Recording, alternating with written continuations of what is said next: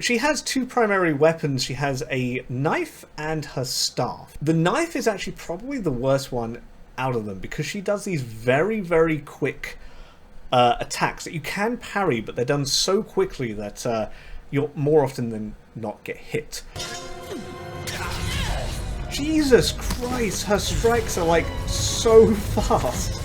My advice for, regardless of whatever mode she is in, stay a fair distance away from her. Stay from medium to long range. Maybe try both and see what one you like more. The idea is to force the AI to use one of her longer range attacks, which gives you more time to prepare, more time to, you know, do your counter on the move, or dodge the move, in fact. When you're up close, she can do a very, very fast stab with her knife. So I definitely recommend not getting too close when she has the knife out.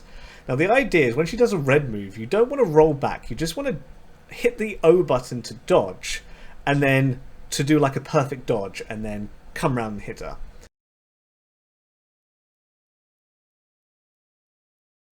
Okay, so this is the loadout that I used against the Eagle, and this is by no means the most optimal loadout. This is just kind of what I came to as I was facing off against the Eagle.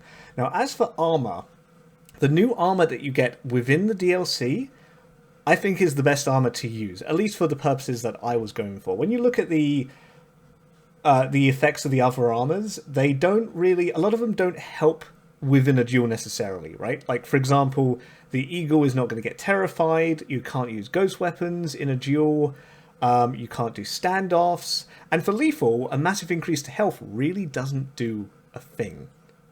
The main reason I chose this armor is for the chain of 3 attacks after a perfect parry, because as you'll see in the thing, when I do a perfect parry, my first attack knocks away some of her stagger gauge, but the second chain in the attack, at least 2 chains I would say you really want for this, the second chain in the attack wipes out her entire stagger gauge.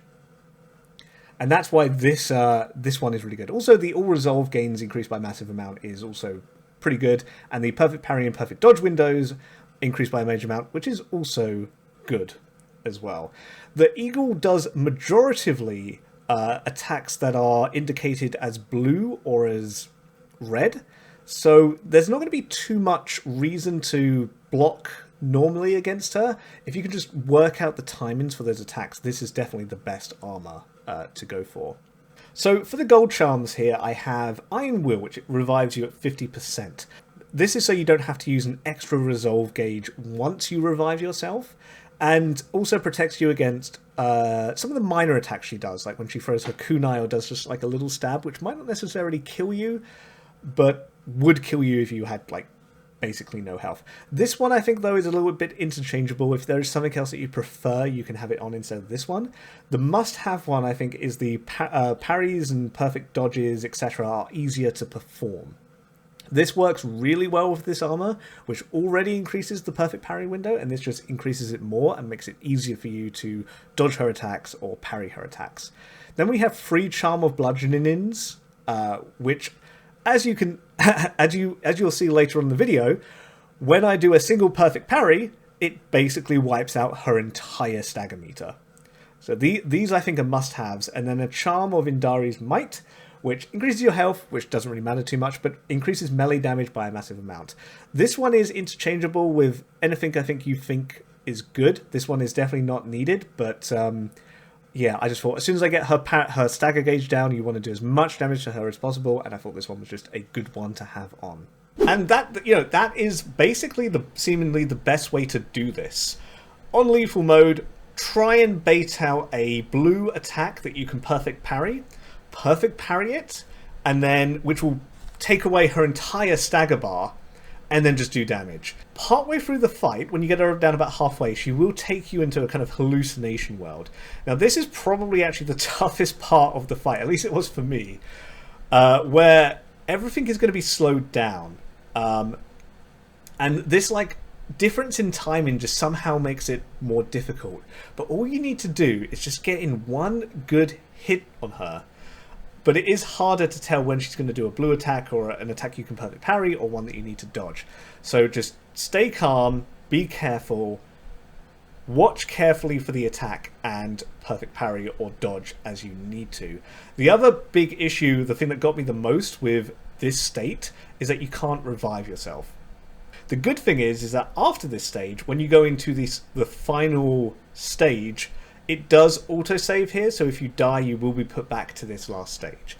And the last stage is exactly the same as the first stage, just keep your distance, do that perfect parry, and she will be down in no time. Oh, the other thing I need to also mention is that when you get back up, when you use your resolves to get back up, watch out for a very quick attack. More often than not, especially when she has her dagger out, she will do a very, very quick blue attack that can be perfect parried. Don't dodge it, she'll just do another one right after. Be wary that the moment you get back up, you're probably going to need to do a perfect parry. She seems to do less...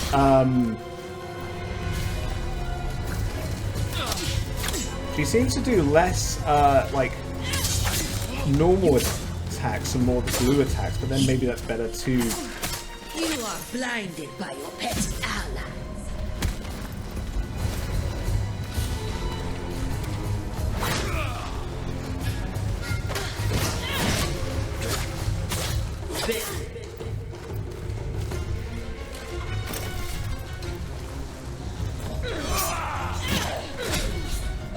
God.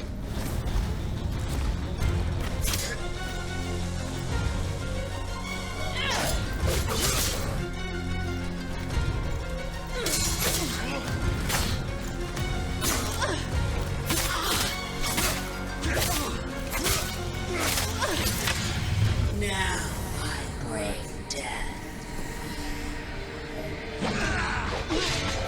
It's all slow-mo as well. Face the judgment of your ancestors, Lord Sakai. Okay, good.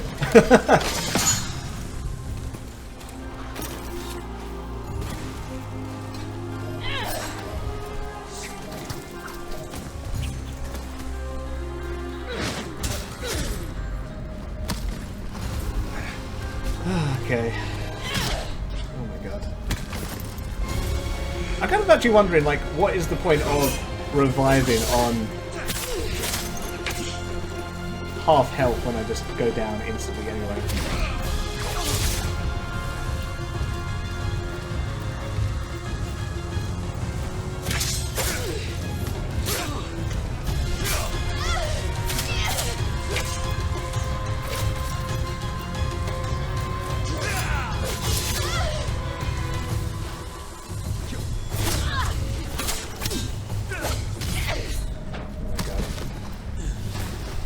Okay, better get ready because she's going to do it. There we go, that's the attack I was waiting for. So close to death. Come on, one more blue attack. Oh, no, there we go, she's dead. And those have been my tips for beating the witch on lethal on the Ghost of Tsushima DLC. Hopefully this helped you out. If you did, please give me a like and maybe consider subscribing to the channel. This has been That's Effin' Rich, and I will see you in the next one.